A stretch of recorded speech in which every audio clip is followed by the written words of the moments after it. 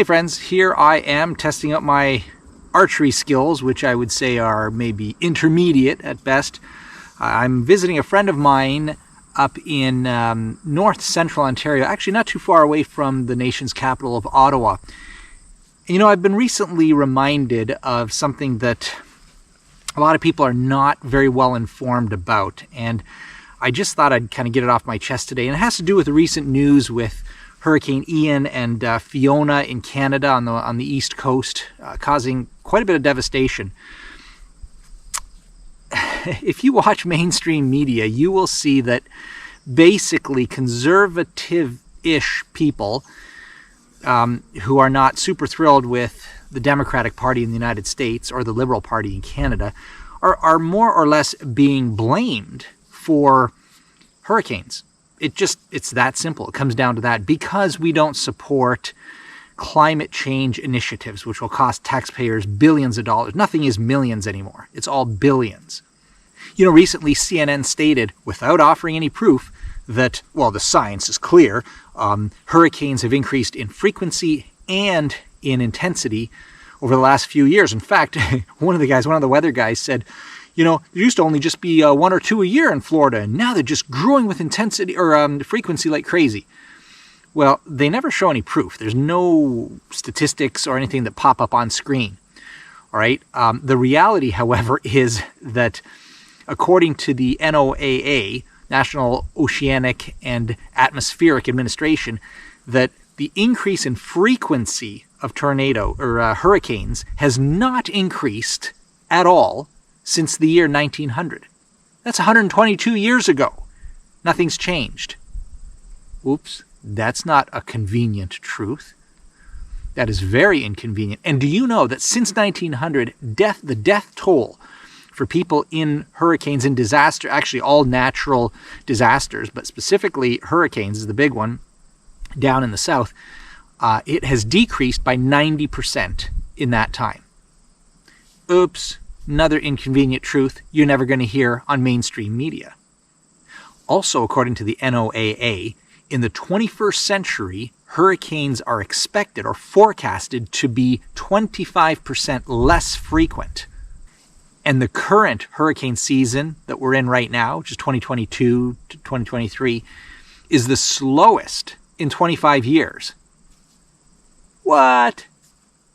So for this 100 years that we're living in, from the year 2000 to 2100, hurricanes are forecasted to be 25% less common. And in that entire time, they're forecasted by the NOAA, which is not a conservative organization, you guys know that, they're forecasted to be at maximum, in the worst case scenario, 5% more intense throughout the entire century. 5% more intense and 25% less frequent. I'm thinking that's a pretty good argument for the fact that we're getting less incredible climate change catastrophes than you're being told on mainstream media. You're being lied to, guys. I mean, I think you kind of know that, but I think if you lean, heavily towards the kind of left progressive, I call them woke crowd, you're going to want to be lied to, and you're going to want to say that the people you're listening to are citing science, but they're not. There's never any statistics. I can tell you where these statistics I'm getting from the NOAA. It's really not difficult to track down scientific proof that what you're being told on mainstream media is about 90% in many cases ish. I don't have statistics to prove that one, but I've been watching for quite a while. It could be as low as 50%, but usually it's somewhere in the 90% of lie when it comes to not like a car accident or something like that. That's pretty straightforward. There's no controversy there. But when it comes to issues like, the controversial ones, climate change or abortion or sexual preference issues and such, you're being told mostly a lie with some truth, or in some cases, mostly a truth with some of a lie mixed in. In either case, it makes the whole thing a lie. If I told you something that's 99% true and threw in 1% a lie. The whole narrative is a lie. I hope you get that. So in light of just this one statistic, never mind all the others that I'm gathering every single day of my life, all these different issues coming up in the media, I'm really wondering whether the whole issue of climate change has anything at all to do with science. Now, am I a science denier? Absolutely not. In fact, it is those from the Judeo-Christian background, scientists and religious leaders over the years, in more recent years, certainly, have been the drivers of science, because science is something that God established. It's not a woke kind of left-wing ideology or anything. Science is like math. It's given to us by God, and we haven't even hardly scratched the surface of what there is to know. So I'm not a science denier. But it seems to me that Dr. Fauci, Mr. Science, I am science himself. I represent science. I represent science. I represent science. Told us in an interview, and this is publicly, it's taken down, you can't find it hardly on the internet anymore, but he said, I know you guys remember, I know you remember, he said in a famous interview, one of the very first, when the COVID first began, he said, well, if you want to wear a mask, it's, if it makes you feel better, then that's okay. You can do it, but it really doesn't do anything to prevent the spread of, when you cough. It's really not going to do anything. He said that very clearly, and he said if it makes you feel better, wear it. But then guess what? About a week later, he said, oh, you have to wear masks. Masks are the best thing you can wear to slow down or to prevent the spread of this disease. Really? Did the science change in 7 days? Oh, come on. You guys know that didn't happen. But guess what the mainstream media did? You hear the crickets? That's what happens when the narrative is contradicted. Right? So keep in mind that what you're hearing is not always true. In fact, I would say that most of what you're hearing is not true at all. Be careful, be informed. I'm also curious, whatever happened to global warming? That was all the rage, right? With Al Gore and everything, global warming. Well, now it's called climate change, right? Why? Well, because much of the world is becoming colder, right? So that doesn't work anymore. So now you've got to kind of just look at the reality of what's happening and then rebrand it so that it kind of makes sense. So you can say, well, it's just climate change. So pollution doesn't cause global warming. It causes global climate change. So maybe it'll get colder somewhere, but that's the science, right? They're making it up as they're going along. And I think in your gut, you know that. Here in Canada where I live, it sure doesn't seem like it's getting hotter. Last winter was one of the coldest I've had, and this is southern Ontario. It's as far south in Canada as you can get, and it was insanely cold. Tons of snow and lower than normal temperatures. So, yeah, global warming, eh, guys? Climate change. Okay, here's a guy named Piers Corbyn. He's an astrophysicist. Now, if you go to Wikipedia, you'll see they're smearing his name everywhere. The guy's brilliant. He's far more qualified than a meteorologist or a weatherman to tell you about climate change and the real reasons for climate change. But listen to what he has to say about what is really driving any sort of climate change, even if you buy into the idea that the world is somehow getting warmer. The sun is driving climate change.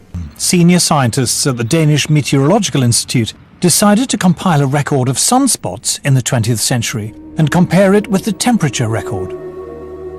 What they found was an incredibly close correlation between what the sun was doing and changes in temperature on Earth.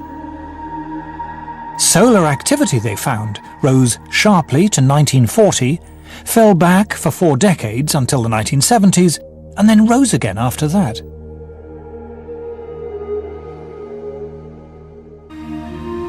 To the Harvard astrophysicists and many other scientists, the conclusion is inescapable.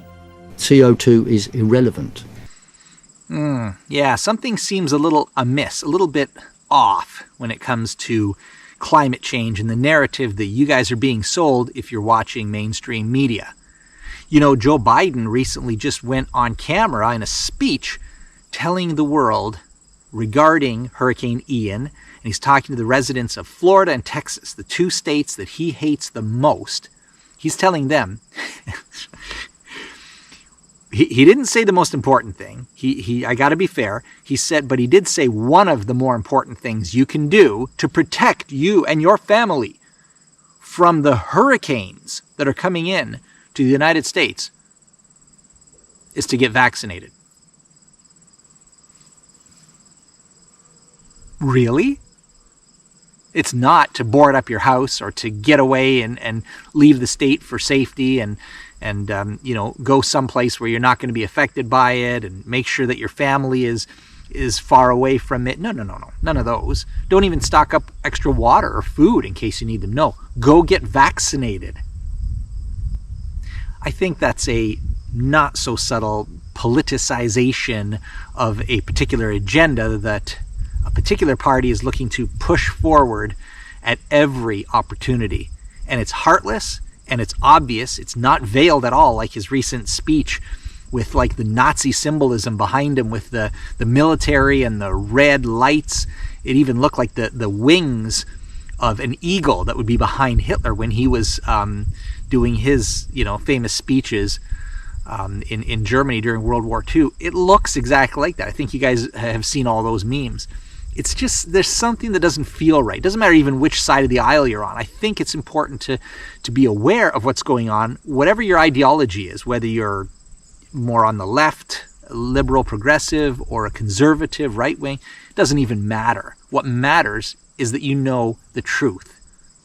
Well, guys, all that to say that we do live in a sinful world. The Bible tells us that the world is going to get worse before it gets better. So we do need to prepare. We do need to have extra provisions. We need to have a bit of a plan. But ultimately, we put our faith in Jesus Christ, and we know what happens in the end. We know that ultimately the earth will be reformed, recreated, right? So we don't have to worry so much about saving this one because God's going to destroy it. Just read what happens in the seven scrolls that are opened in the book of Revelation. The world is going to be in upheaval.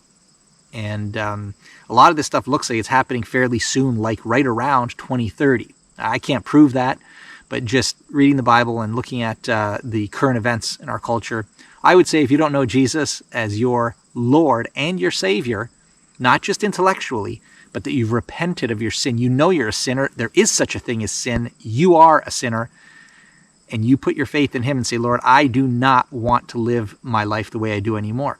I mean, I'm pretty good, but I'm not good enough to meet up to your standards. No one is. So please change me, Lord. Come into my life. Make me one of yours in your family. I am sorry for my sins. I do not want to continue sinning. Please come in me and make me a new creature.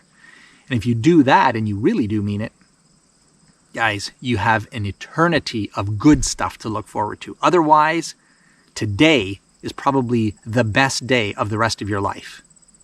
That's pretty grim. Something to think about, guys. That's my only purpose in doing these quick little videos, is to give you something to think about. Thank you guys for joining me this time, and I hope I will see you very soon on this same channel. Maybe tomorrow. All right, guys. Blessings. Take care.